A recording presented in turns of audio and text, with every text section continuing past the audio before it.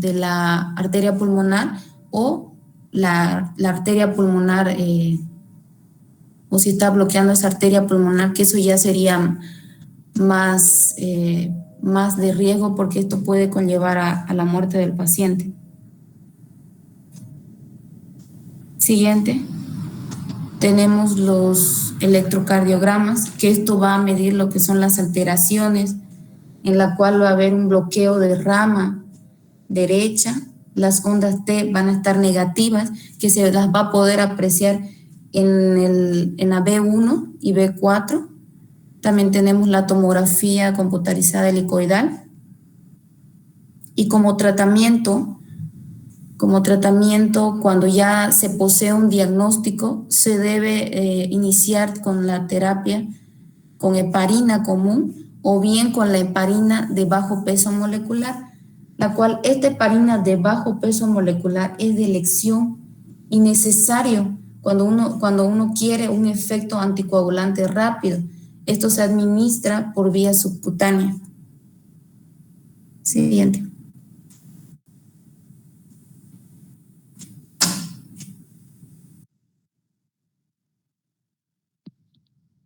Buenos días, compañeros. Vamos a continuar el tema.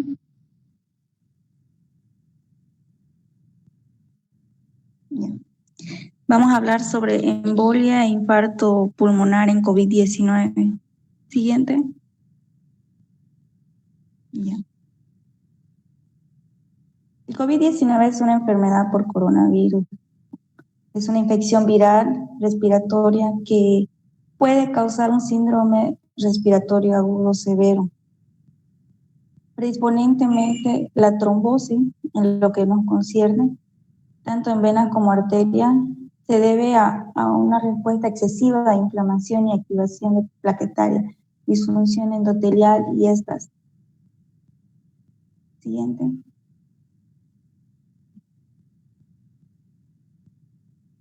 Las causas en las que un paciente puede llegar a tener una trombosis o tener un infarto pulmonar, vamos a explicar según su patología más claramente. Uno de los principales riesgos que empeoran esta situación del nuevo coronavirus van a llegar a ser las enfermedades cardíacas y las enfermedades pulmonares. ¿Por qué son provocadas estas complicaciones? Son provocadas porque hay una desmedida de respuesta inmunitaria en la lucha contra el virus, que genera sustancias coagulantes. Siguiente. Estos son los factores de riesgo para la aparición de coágulos. El sedentarismo, el sobrepeso, los antecedentes de que una persona tenga enfermedad oncológica o una enfermedad de trombofilia. La edad también ha repercutido mucho en esta pandemia, ya que nuestro sistema inmunológico no es el mismo. Las complicaciones derivadas de la trombosis son diversas, aunque muchas pueden ser graves, lo que aumentaría el riesgo de mortalidad asociada al COVID-19. Siguiente. Ya. Vamos a hablar un poco para hacer recuerdo a la fisiopatología del COVID-19. Ya. Sabemos que la infección se transmite por las gotículas aéreas de una persona asintomática. Entonces, estas llegan a nuestro tracto respiratorio.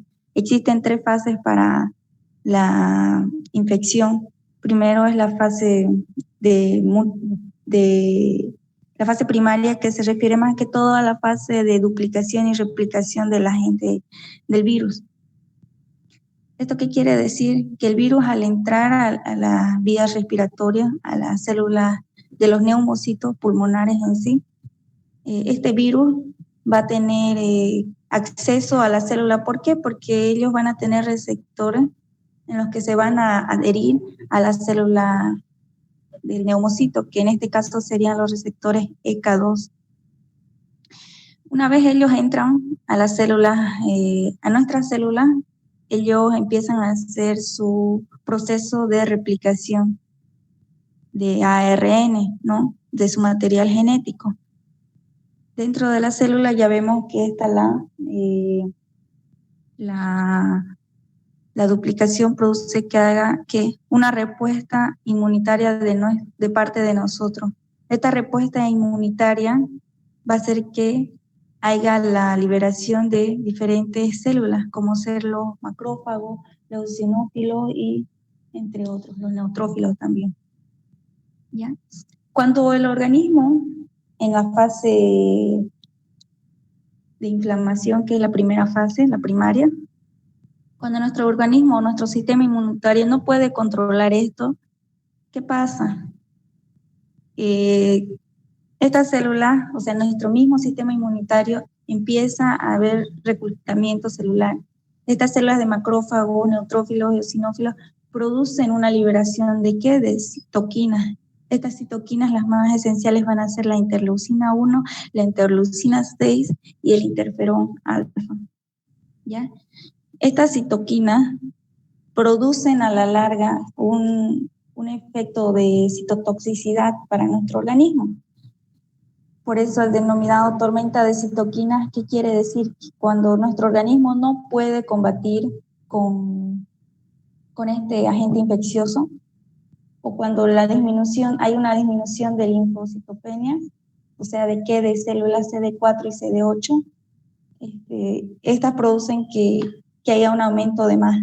O sea, al no haber suficientemente respuesta hacia este agente infeccioso, va a haber un reclutamiento, van a llamar a más células que puedan combatir esta enfermedad. ¿Ya?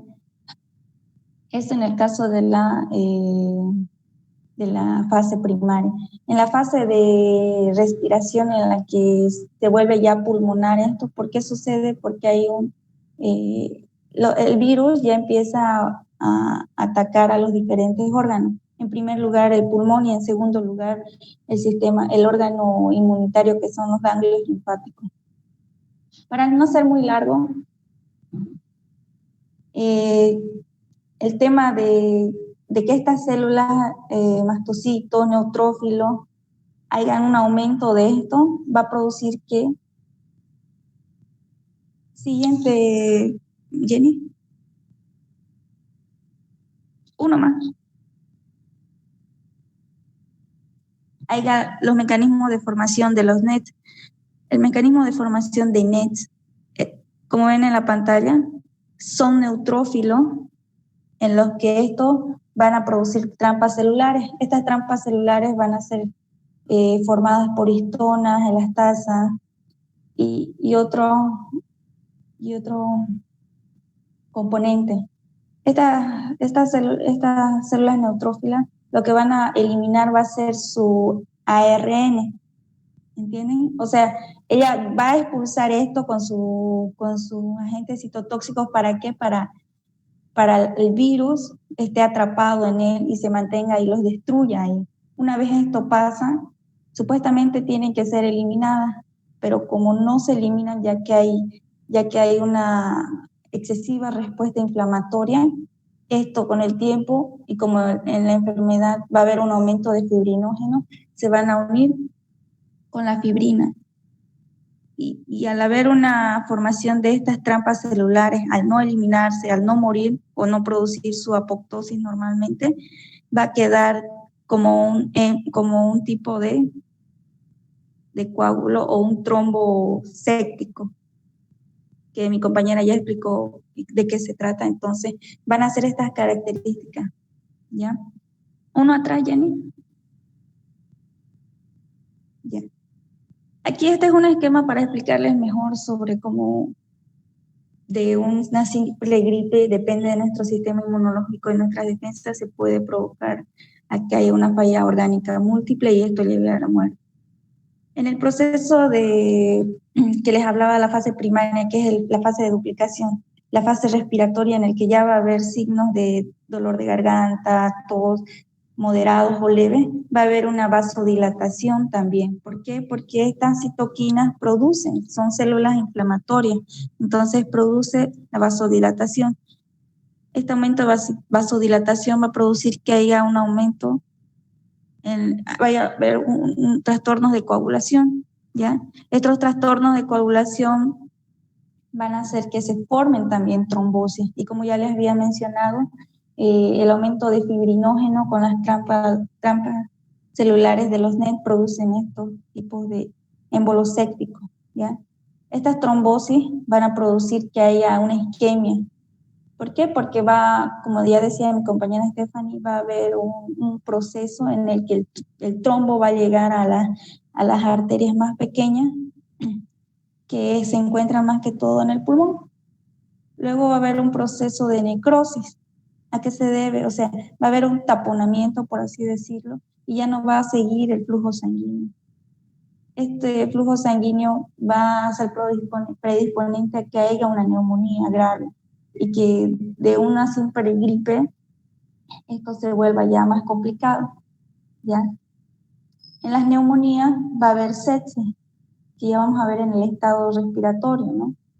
Esta sepsis va a producir en esta ocasión un shock séptico, ¿ya? En el que, como ya habíamos explicado nuestro compañero, va a disminuir todo por causa de la infección. El shock séptico va a formar que haya una falla orgánica múltiple. ¿Por qué? ¿Por qué ataca a todo el organismo el COVID-19? Porque lamentablemente los receptores de ECA2 se encuentran en cada órgano de nuestro cuerpo. Entonces, para el COVID-19 es muy fácil diseminarse. Y esta falla orgánica hace que las células de nuestro cuerpo se enfermen. Y nuestro organismo, al momento de responder la inmunidad con nuestras células inmunitarias, va a ser sobreexcesivo, ¿ya? Tanto, o sea, la respuesta de las tormentas de citoquina va a ser demasiado que al momento de querer, con el afán de querer curarnos, ellas también nos van a lastimar, van a lastimar también a nuestro propio organismo. Ahora sí, siguiente. Los síntomas más graves del COVID. El COVID-19 afecta de distintas maneras, depende, como decíamos, los factores de riesgo de cada persona. Estas pueden ser desde leve, moderada, hasta llegar también a la hospitalización. Siguiente. Los síntomas habituales que ya conocemos son la fiebre, tos, cansancio. Los primeros síntomas de COVID-19 también pueden inducir la pérdida del gusto y el olfato. Siguiente. Los síntomas menos comunes van a ser las molestias y dolores en el cuerpo, el dolor de garganta, diarrea, conjuntivitis, dolor de cabeza. Pero cada ser humano es diferente, entonces varía. Siguiente. Los síntomas graves en los que nosotros tenemos que poner en alto es la dificultad respiratoria o falta de aire, el dolor en el pecho, la incapacidad para hablar o moverse. La gravedad de los síntomas de COVID-19 pueden variar de muy leve a muy grave. Puede que tengas una gripe normal y de repente al día siguiente ya puedas estar en un estado de dificultad respiratoria. Estos pueden tener, aunque sea solo unos síntomas, o no pueden tener ninguno y la enfermedad sea de manera abrupta. Siguiente.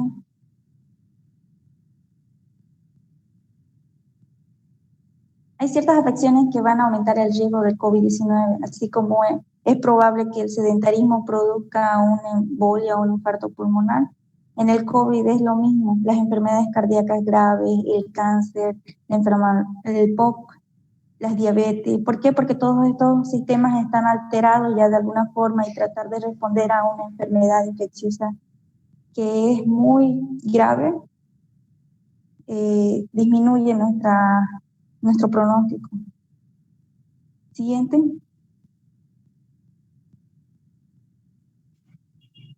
El riesgo de enfermedad más grave puede aumentar con otras afecciones, como ya les habíamos diciendo, en el caso de las pulmonares, podríamos ver el asma, la enfermedad hepática, el sobrepeso, las enfermedades crónicas, la fibrosis, etc.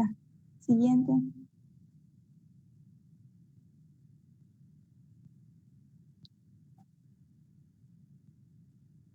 Siguiente, Jenny.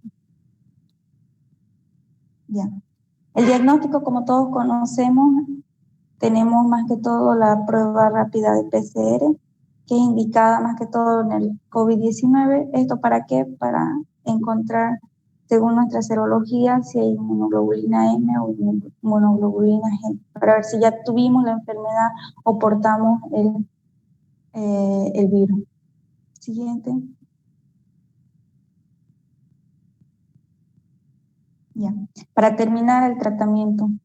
El tratamiento varía según la enfermedad. Por ejemplo, es sintomático más que todo, pero siempre hay un esquema de tratamiento que el Ministerio de Salud siempre nos ha puesto el esquema. En el caso de una persona con síntomas graves, la internación y la monitorización a pacientes para identificar y tratar estas complicaciones antes de que esto pase a grandes rasgos, ¿no? La oxigenoterapia. Esta terapia de oxígeno se debe iniciar con 5 litros por minuto e ir ajustando progresivamente hasta que nuestra saturación llegue a valores normales. Porque a veces no nos damos cuenta, los pacientes están saturando en 50, 60, entonces esto necesitamos evaluar. La reposición de líquidos siempre va a ser, ¿por qué? Más que todo en casos de que el paciente ya tiene fiebre, entonces está deshidratado. El paciente tiene tos y no va a poder consumir líquidos. El paciente puede tener diarrea por causa de los síntomas y necesita reponer esos líquidos. Siguiente.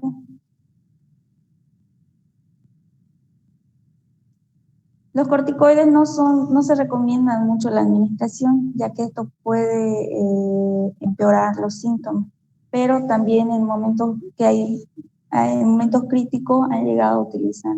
Los antibióticos y antivirales, todavía no existe un antibiótico o antiviral. El antibiótico más que todo en casos de complicaciones de que se sobreinfecte o haya una neumonía en la que tuviéramos que tratar a expensas de la enfermedad del COVID-19. No existe un antiviral todavía específico para el COVID-19, pero se han visto muchas respuestas para ciertos antivirales. En este caso nosotros conocemos que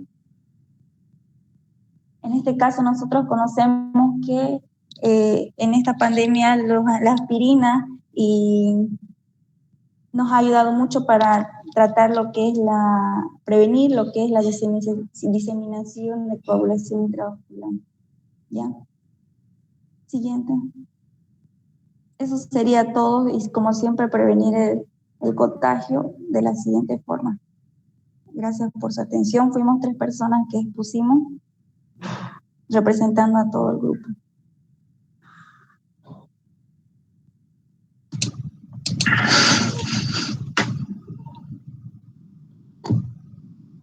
Bueno, excelente. Me pareció muy bien explicado. Mismo teniendo parcial, se prepararon bien, estudiaron. Y bueno, se entendió todo. En el caso de los infartos pulmonares, solo para una aclaración en la clínica, nosotros pedimos dímero D en pacientes con COVID casi de rutina porque suelen hacer infartos pulmonares muy seguidos y problemas de coagulación. Hablamos de valores por encima de 1000 y el padrón oro de diagnóstico sería la tomografía o la radiografía. Se observa una señal en cuña y la sintomatología es un dolor fuerte y lacerante de inicio súbito y repentino a nivel de costilla, donde están los pulmones. Pueden ser en cualquier parte de los lóbulos, pero como les decía, el inicio generalmente es súbito. Se trancó y dolió, y a la tomografía vemos unas señales de cuña que nosotros llamamos, que son las zonas de infarto. Usamos la enoxaparina y para saber la dosificación también usamos el dímero D. El dímero D, de acuerdo a la cantidad que sea, podemos usar 40, 60, 80 o 160 miligramos día dividido en dos o tres tomas.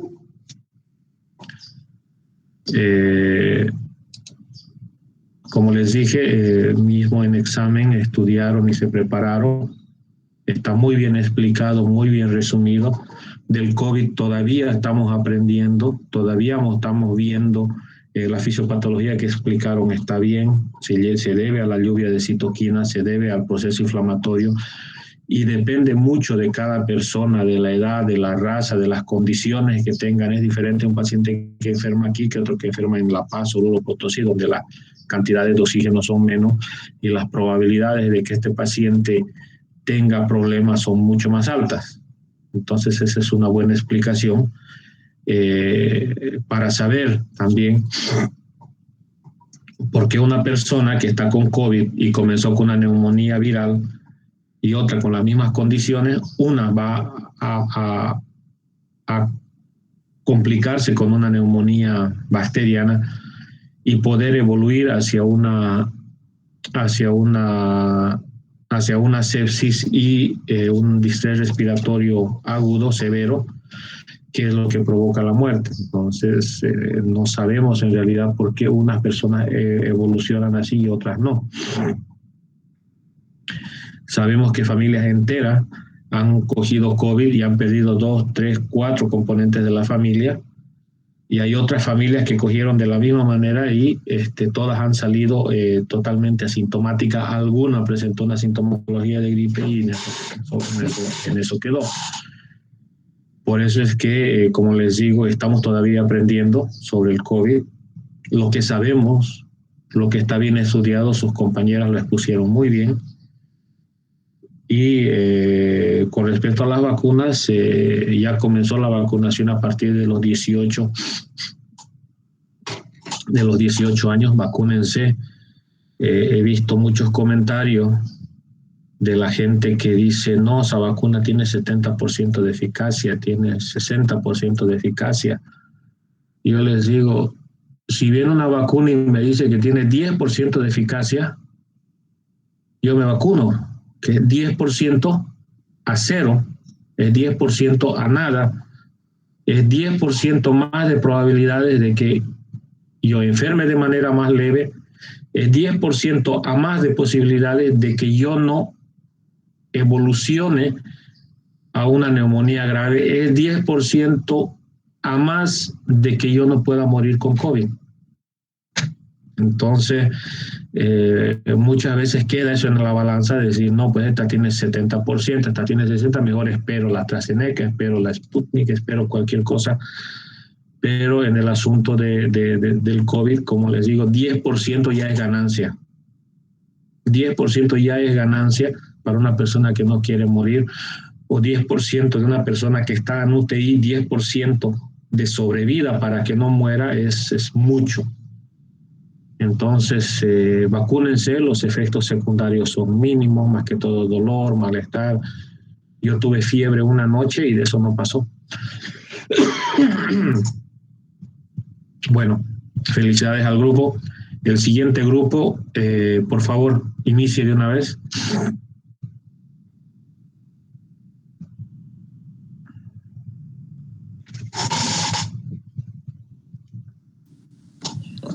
Doctor, buen día. Voy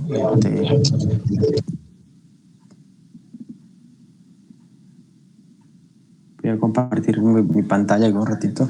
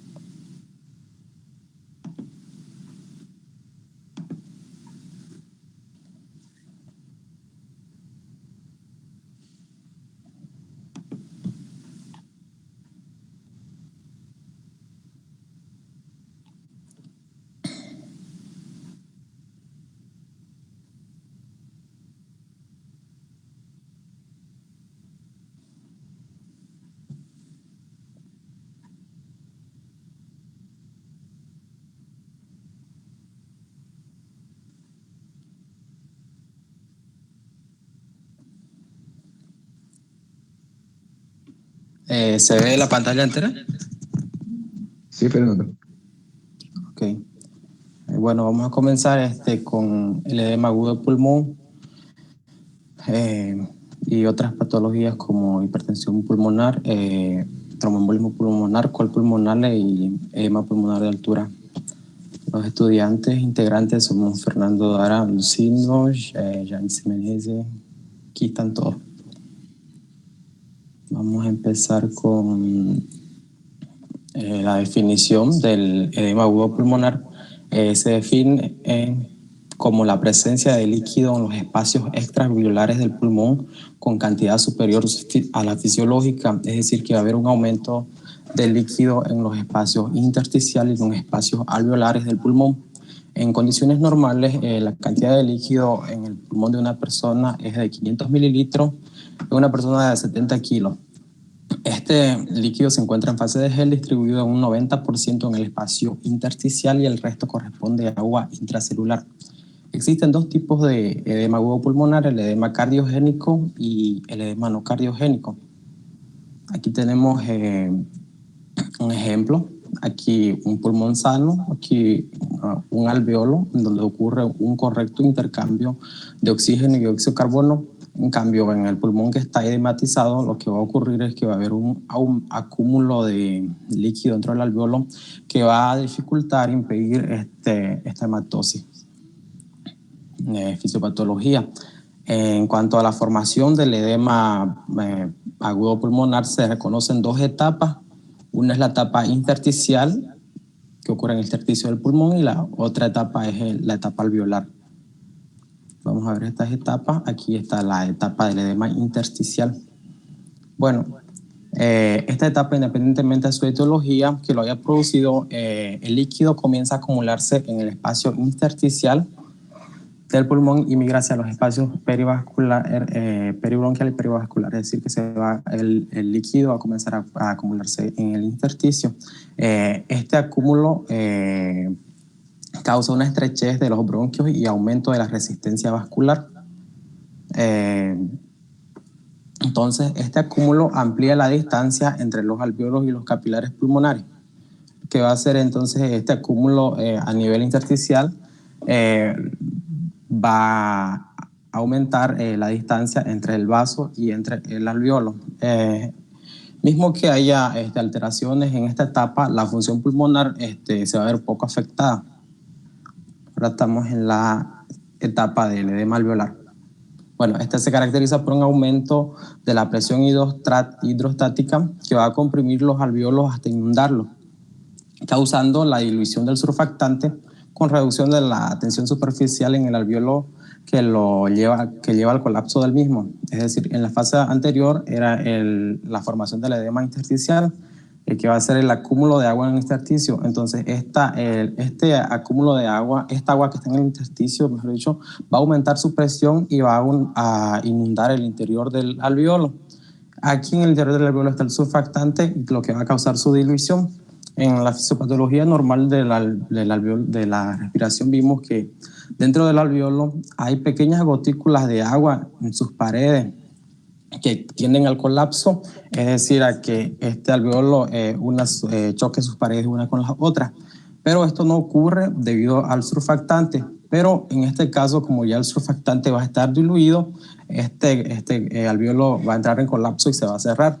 Entonces, una vez que el oxígeno no esté presente, se altera la relación ventilación-perfusión y va a ocurrir una derivación de shunt. Esto que nos dice, dijimos que la ventilación es la velocidad de ventilación del alveolo, es decir, la velocidad que el aire ingresa dentro del alveolo, y la perfusión es la velocidad de transferencia de dióxido de carbono y oxígeno por la membrana capilar. Entonces, cuando este alveolo se cierra, no va a haber no va a haber ventilación, pero sí va a haber perfusión. Es decir, que la sangre va a pasar por aquí, pero no va a haber hematosis. Es decir, que va a seguir su trayecto hacia la circulación mayor cargada de dióxido de carbono, y es a esto que se refiere cuando dice la derivación de shunt. Esto puede resultar en hipoxia en algunas ocasiones y posteriormente en hipercapnia y un aumento del trabajo respiratorio. tipos de edema agudo pulmonar. Existen dos, el cardiogénico, que está relacionado a alteraciones y patologías del corazón, y el no cardiogénico, que tiene su etiología de otra forma. Vamos ahora al edema pulmonar cardiogénico. El edema cardiogénico se debe generalmente a fallas ventriculares izquierdas provocadas por patologías como el infarto agudo del miocardio, hipertensión arterial o enfermedad de la válvula mitral. Este edema pulmonar cardiogénico ocurre cuando el lado izquierdo del corazón no es capaz de recibir todo el gasto cardíaco, es decir, no va a ser capaz de recibir todo el volumen que le envía el lado derecho del corazón. Entonces, como resultado, una pequeña cantidad de sangre se va a estancar dentro de la circulación pulmonar en cada latido, y así gradualmente esta cantidad de sangre se va a acumular hasta exceder la capacidad de distensibilidad de los vasos. Entonces, este incremento de sangre va a hacer que la presión hidrostática dentro de los vasos aumente. Entonces, este aumento va a provocar la salida del líquido desde dentro de los vasos hacia el intersticio y posteriormente dentro del alveolo.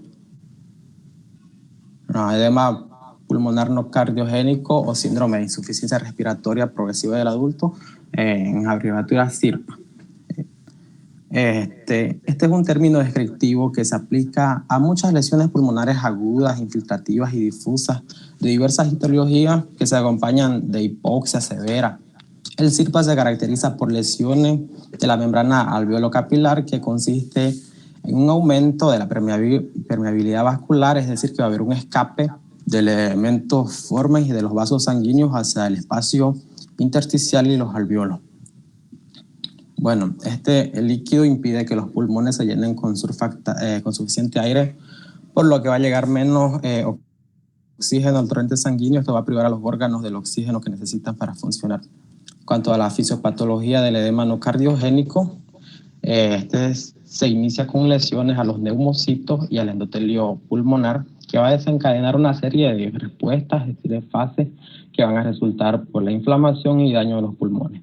Estas fases son las siguientes: la activación endotelial, la adhesión y extravasación de los neutrófilos, el acúmulo de fluido intraalveolar, la formación de membranas hialinas y la resolución de la lesión. Aquí vamos a ver un poco a detalle de estas fases.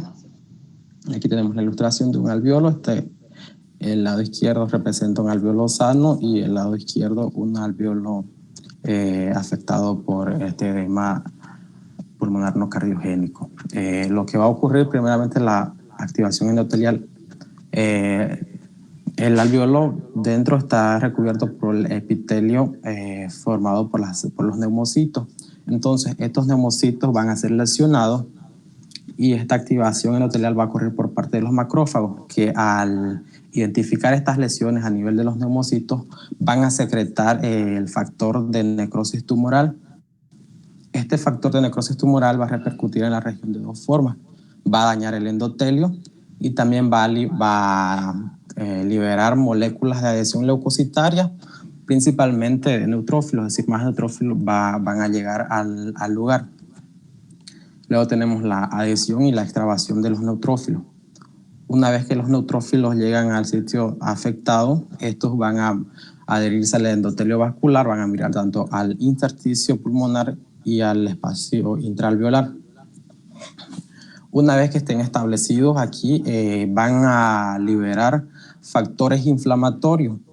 Entre estos factores inflamatorios, principalmente el factor inhibitorio de macrófago, el MIF, y este MIF va a ayudar a mantener la inflamación en la zona.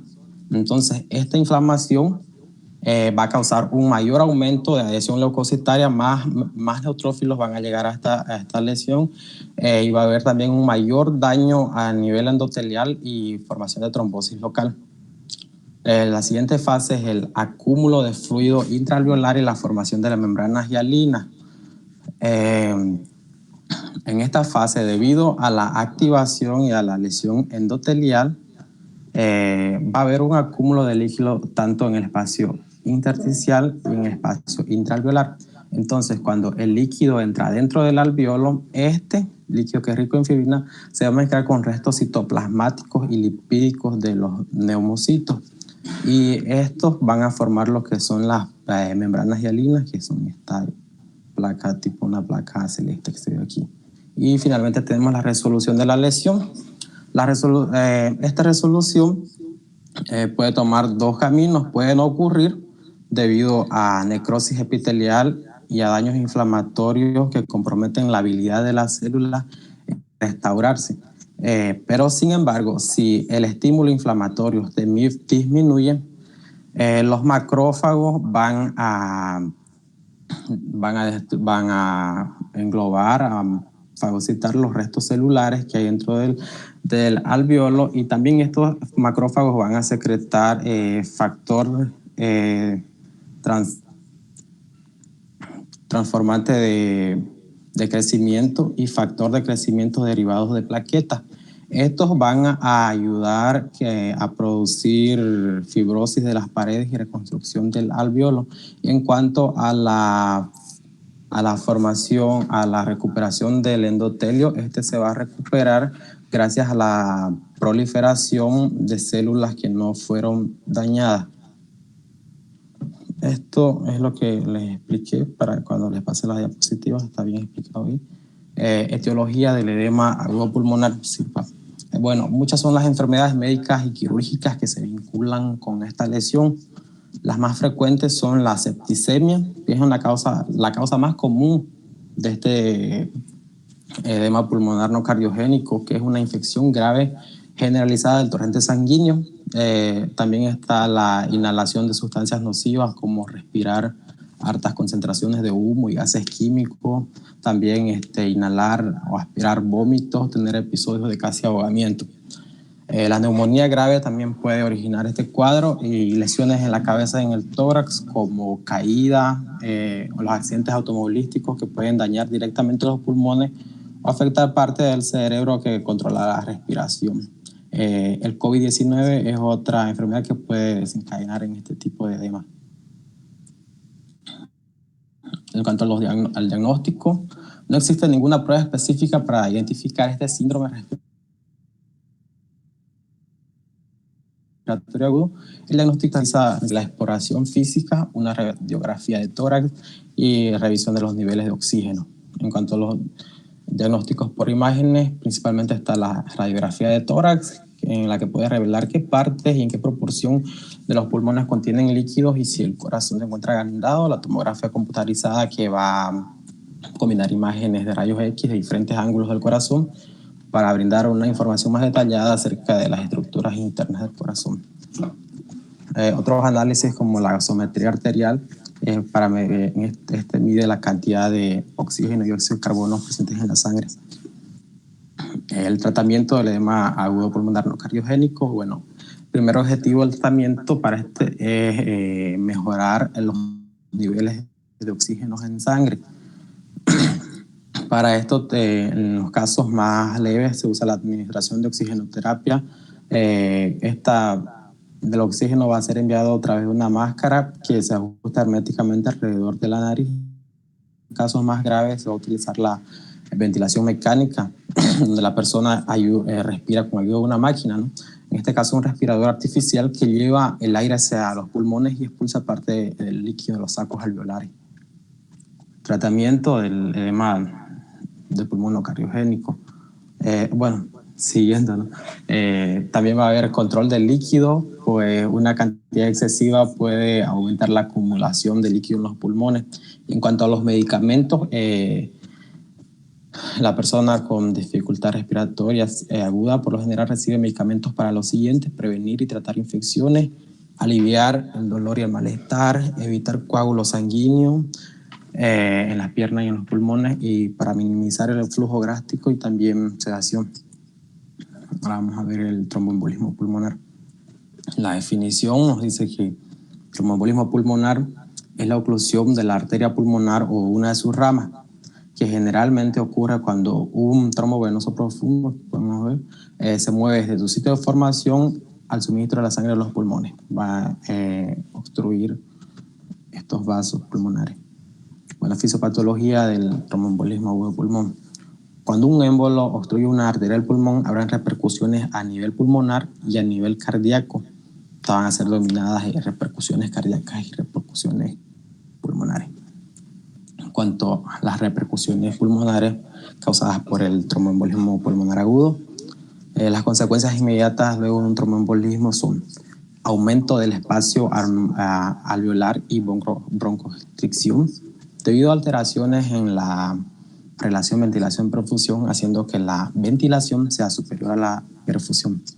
Entonces, esto nos dice que una vez que el émbolo obstruya un vaso, bueno, aquí va a quedar obstruido, la distribución de sangre a esta zona va a ser cortada.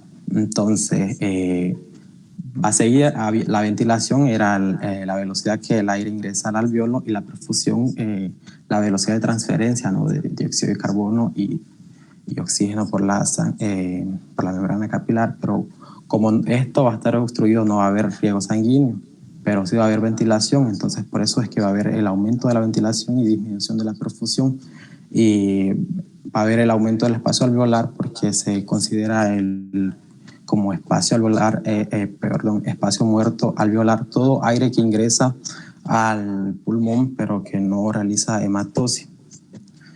También van a haber repercusiones como hipoxia, atelectasia e hiperflujo.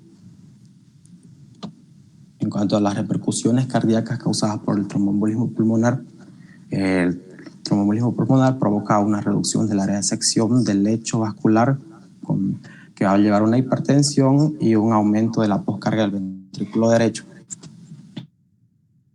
Bueno, al no poder vaciarse y al sobrepasar su capacidad de adaptación, se dilata de forma progresiva, provocando consecuencias como ahorita vamos a ver. Lo que esto nos dice es que una vez que el émbolo obstruya un vaso, por ejemplo aquí, toda esta región va a quedar obstruida, sin riego sanguíneo, pero esta sangre que se dirige hacia acá va a ser redirigida al resto del pulmón, y esto va a hacer con que esta presión aumente, que va a ser el aumento de la hipertensión pulmonar, la causa. Esta presión pulmonar se caracteriza por ser más baja que la presión durante la sístole del ventrículo derecho. Entonces no va a poder vencer esta presión y no va a poder vaciarse completamente. Entonces aquí va a decir que no va a poder vaciarse y va a sobrepasar su capacidad de adaptación, se va a dilatar y va a causar consecuencias como el aumento de presión en forma retrógrada con disminución del retorno venoso, la precarga. También va a haber una falla diastólica del ventrículo izquierdo debido a la dilatación de que comprometerá la distensibilidad del ventrículo izquierdo durante la dístole, que llevará a una disminución del gasto cardíaco. Diagnóstico tromboembolismo pulmonar. Los síntomas clínicos del tromboembolismo pulmonar pueden ser atípicos, sin signos evidentes. Solo el 20% del tromboembolismo son evidenciales. Debido a esta condición en específica, el diagnóstico de tromboembolia se vuelve difícil. Ante la sospecha del tromboembolismo se debe realizar diagnósticos como la gasometría arterial, radiografía de tórax y ecocardiograma, entre los más importantes. En cuanto a la orientación terapéutica, hay las medidas generales, que la administración de oxigenoterapia y de fármacos como vasoactivos como el Esuprel, adrenalina, noradrenalina, dopamina, etc. En cuanto a las medidas específicas, la administración de anticoagulantes como la heparina de bajo peso molecular, trombólisis y procedimientos quirúrgicos. Hipertensión pulmonar. La hipertensión pulmonar es un tipo de presión arterial alta que afecta a las arterias de los pulmones y al lado derecho del corazón. Antes de ver la hipertensión pulmonar, vamos a revisar los niveles normales de esta presión. La presión sistólica normal de la arteria pulmonar a nivel del mar es de 18 a 25 milímetros de mercurio. La diastólica es de 8 a 10 milímetros de mercurio y la media entre estas dos es de 12 a 16 milímetros de mercurio. Entonces, la hipertensión pulmonar es cuando la presión sistólica excede los 30 milímetros de mercurio. La presión media pulmonar durante el reposo excede los 25 milímetros de mercurio y excede durante el ejercicio los 30 milímetros de mercurio. Causas de la hipertensión arterial. pulmonar, hipertensión pulmonar. Sabemos la fisiología normal de la sangre ingresa por el lado derecho, pasa por los pulmones, donde realiza la hematosis y luego al lado izquierdo y sigue hacia la circulación mayor. Pero esta hipertensión va a ser provocada porque van a haber cambios a nivel de las células que forman las paredes de estos vasos. Estos cambios van a hacer que las arterias se vuelvan rígidas, hinchadas y gruesas. Y esto va a causar una disminución o bloqueo del flujo sanguíneo. Entonces va a ser esta disminución o este bloqueo que va a llevar a la formación de la hipertensión pulmonar. Clasificación de la hipertensión pulmonar se clasifica en 5 grupos según la causa. Está el primer grupo, la hipertensión pulmonar, arterial pulmonar, en las cuales se encuadran patologías como esta puede ser causada por trastornos hereditarios de padres a hijos, por cardiopatías congénitas también. En un grupo 2 está la hipertensión pulmonar causada por enfermedades cardíacas del lado izquierdo, como problemas en la válvula mitral y insuficiencia del ventrículo izquierdo. En el grupo 3, la hipertensión pulmonar causada por enfermedades pulmonar como el EPOC, por exposición, también hipoxia a grandes alturas. En el grupo 4 está la hipertensión pulmonar causada por coágulos sanguíneos, como la presencia de un émbolo. Y en el grupo 5 está la hipertensión pulmonar desencadenada por otras afecciones como trastornos de la sangre, trastornos metabólicos y también formación de tumores que pueden comprimir estos vasos. En cuanto al diagnóstico, es difícil diagnosticar hipertensión pulmonar de manera precoz debido a que a menudo no se detecta en una exploración de rutina. Incluso cuando la enfermedad está más avanzada, los signos y los síntomas son similares a las otras afecciones cardíacas y pulmonares, pero entre los diagnósticos está el análisis de sangre, rayos X de tórax, electrocardiograma y ecocardiograma. En cuanto al tratamiento, no hay cura para la hipertensión pulmonar, pero los médicos pueden recetar tratamientos para ayudar a controlar su afección. El tratamiento puede ayudar a mejorar los síntomas y frenar el avance de la hipertensión pulmonar. En cuanto a los medicamentos, los médicos pueden orientar vasodilatadores como el epoprostenol y el trepoprostinil. En cuanto a las recomendaciones médicas, los médicos pueden recomendar limitación de actividad física y evitar descongestionantes vasoactivos, beta bloqueantes y AN. Ahora vamos a ver el cor pulmonale. El cor pulmonale más que todo se refiere al corazón y al pulmón trabajando juntos. Es decir, que si este se ha afectado, va a repercutir en el corazón y viceversa. Pero vamos al concepto que al fallo de la parte derecha del corazón, es decir, falla del ventrículo derecho para bombear adecuadamente la sangre que recibe. Se considera pulmonar a toda cardiopatía del lado derecho que tuviera hipertrofia con dilatación o sin ella, hipertensión arterial pulmonar, neuropatía.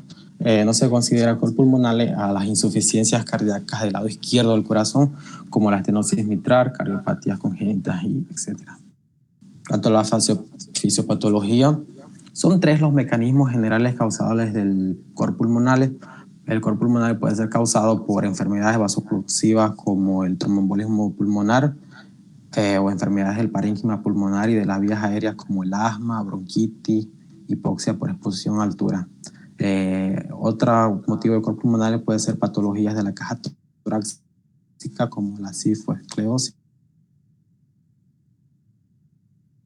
y la obesidad. Aquí vamos a ver el cor pulmonar por tromboembolismo pulmonar, que se caracteriza porque es uno de los más comunes y va a haber un aumento de la resistencia vascular, es decir, que un trombo va a llegar a esta circulación, va a obstruir y va a causar un aumento de esta circulación pulmonar, lo que va a hacer que el pulmón no pueda vencer la presión de la presión pulmonar, que va a llevar a una dilatación ventricular y a una disfunción de este ventrículo. Pasando el septum, aquí tenemos la ilustración. Esto es un normal, ventrículo derecho, ventrículo izquierdo. Vemos que el ventrículo izquierdo tiene sus paredes más gruesas, justamente porque trabaja con más presión, en cambio el derecho no. Una vez que este pueda vencer esta presión, se va a dilatar, va a llegar a ocupar parte del ventrículo izquierdo. Este ventrículo izquierdo se va a llenar cada vez menos y va a enviar menos sangre hacia la circulación, lo que va a causar una disfunción tanto corpulmonales del ventrículo derecho como del ventrículo izquierdo. El diagnóstico del coro pulmonar se diagnostica mediante un examen físico y pruebas médicas. Su médico buscará ritmos cardíacos anormales, retención de líquidos y venas protuberantes en la región del cuello. En el caso del coro pulmonar, la vena yugular va a aparecer en un examen físico. El médico la va a poder apreciar. Entre los diagnósticos generalmente se utiliza la tomografía computarizada, el ecocardiograma, radiografía de tórax, radiografía de pulmón, pruebas de función pulmonar y cateterismo cardíaco derecho. El tratamiento de la hipertensión pulmonar y cor pulmonales. Bueno, los médicos van a primeramente tratar la causa de la hipertensión pulmonar para tratar alcohol pulmonar. Entre los medicamentos recetados pueden ayudar a reducir la presión arterial y a ayudar a mantener el flujo de oxígeno de regreso a los pulmones. Entre los medicamentos que pueden recetar los médicos son los diuréticos, que se pueden utilizar para eliminar la retención de líquidos y mantener bajos niveles de sodio en sangre.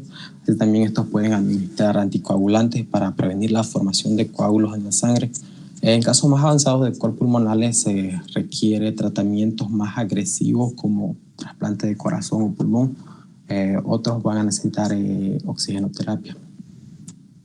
Ahora, el edema pulmonar de altura. El edema pulmonar de altura es una complicación mal aguda de altura que afecta a personas sanas. Se presenta en alturas por encima de 2.700 metros dentro de los primeros 4 días después de la llegada.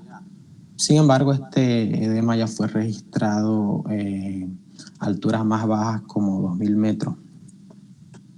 El edema pulmonar de altura se debe a la extravasación del flujo del espacio extravascular del espacio intravascular al espacio extravascular del pulmón. Es decir, se forma porque va a haber un escape de líquido de los vasos pulmonares hacia el intersticio del pulmón. Por esta razón puede ser confundido por otras enfermedades de procesos de llenado de los alvéolos como la neumonía y el edema cardiogénico y no cardiogénico. En cuanto a los síntomas del edema pulmonar de altura, se caracteriza por la taquipnea, es decir, que va a aumentar la respiración, va a ser tipo ofegante, la taquicardia, va a haber tos que no se dé ni con antitoxígenos y va a haber también cianosis debido a la baja saturación de oxígeno en sangre. En cuanto al diagnóstico, se diagnostica generalmente se diagnostica con una anamnesis, con exploración física y radiografía de tórax. Estas dos generalmente son las suficientes para llegar a diagnosticar este tipo de edema. En cuanto a la orientación médica, generalmente la administración de oxígeno suele ser suficiente, pero en caso no sea, los médicos usan medicamentos como la acetazolamida, 250 miligramos cada 8 horas, y la dexametasona, 4 miligramos cada 6 horas. En otros tipos de tratamientos son, en el caso de montañistas que se encuentran en altas montañas, el descenso de estas montañas por lo general suele ser suficiente. Y eso, gracias.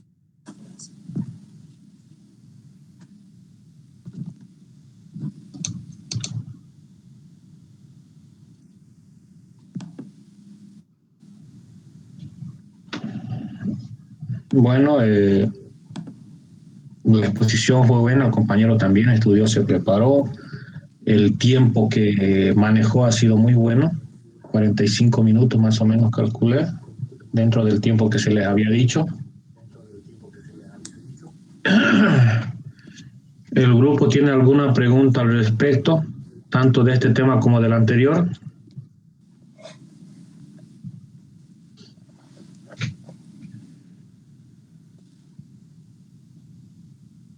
Dentro de los grupos de ambos, todos participaron, ¿no?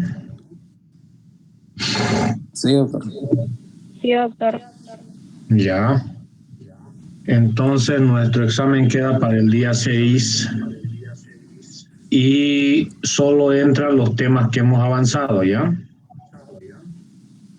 Tanto los que yo di como los que ustedes pusieron, y los 3 temas que quedan pendientes que van a ser para el día siguiente, esos no van a entrar dentro del examen.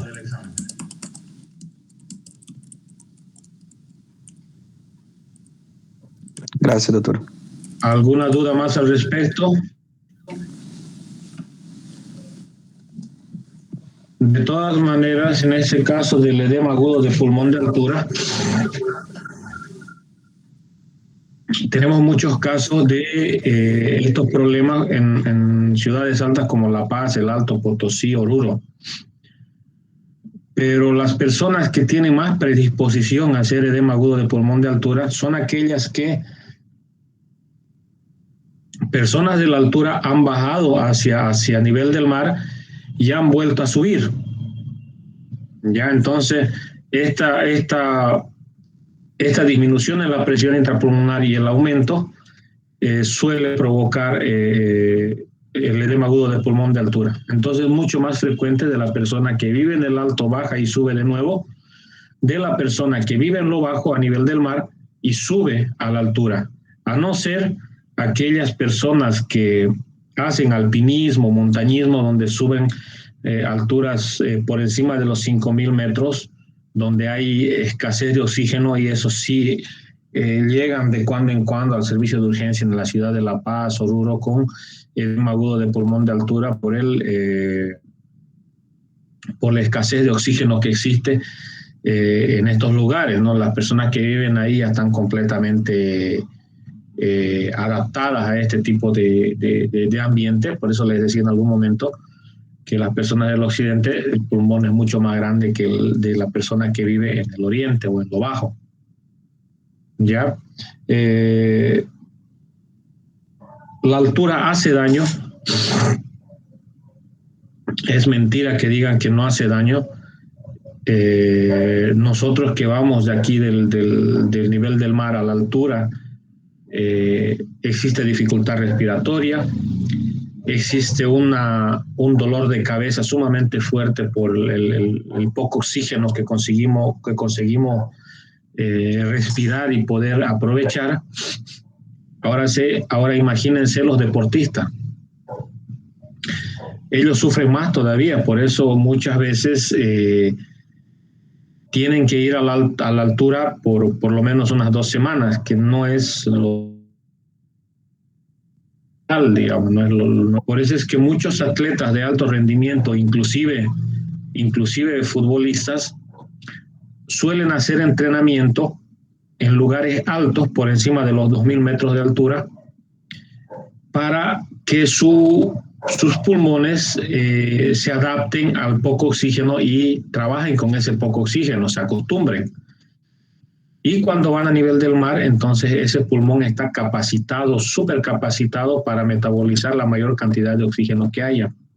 Entonces, muchos deportistas prefieren entrenarse a alturas para tener mucho mejor rendimiento en el aprovechamiento de oxígeno. Ya, de todas maneras, el edema de pulmón, edema agudo de pulmón de altura es frecuente en la altura. Muchas veces estos pacientes se descompensan en medio del viaje y llegan a las ciudades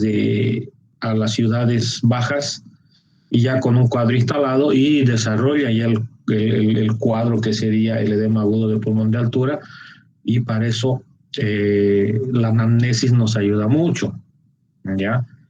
Podemos nosotros decir el edema agudo de pulmón que tiene múltiples causas, y podemos hacer el diagnóstico de edema de pulmón de altura en una ciudad baja como acá.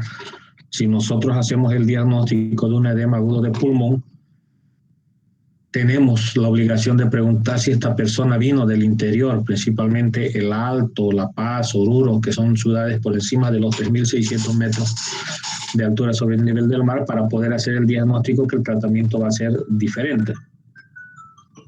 Entonces, quedamos aquí. Suerte para su examen.